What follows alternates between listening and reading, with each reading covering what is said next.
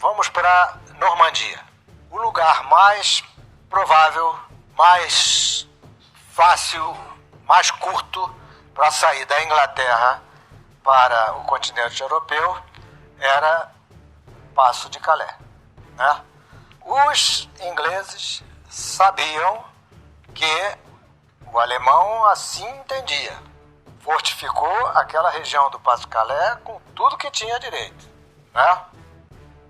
Embora outros achassem, não, se o mais provável aqui é melhor que então que a gente fortaleça. Só que você não dá para encarar a frente toda. Não tem meios para garantir o sucesso, em princípio, em toda uma frente. Nós já estamos descendo aí para um nível tático.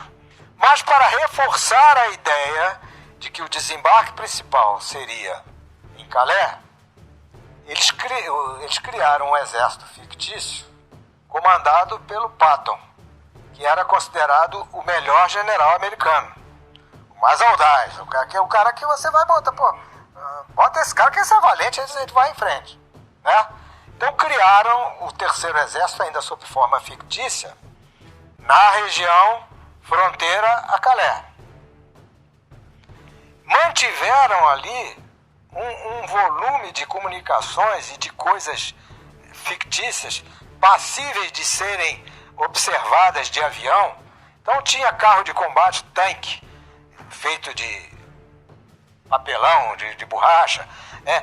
Todo avião que chegava lá recebia um fogo antiaéreo absurdo, né? Para que se tornasse difícil a obtenção da informação.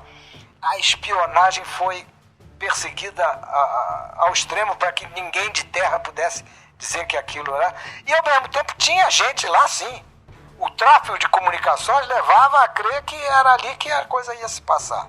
Pois bem, aí o desembarque foi na Normandia, bem mais distante, condições de acesso mais difíceis, mas a coisa durou tanto que levou várias semanas para que os alemães se convencessem que o Normandia não era o ataque secundário e que o grande mesmo viria pelo Passo de Calais, né?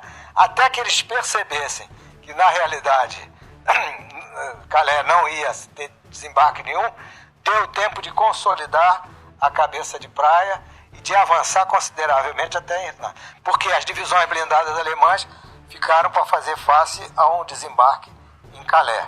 A dissimulação bem feita, ela faz com que o adversário ache que o insucesso que ele teve foi por culpa dele e não porque ele foi enganado.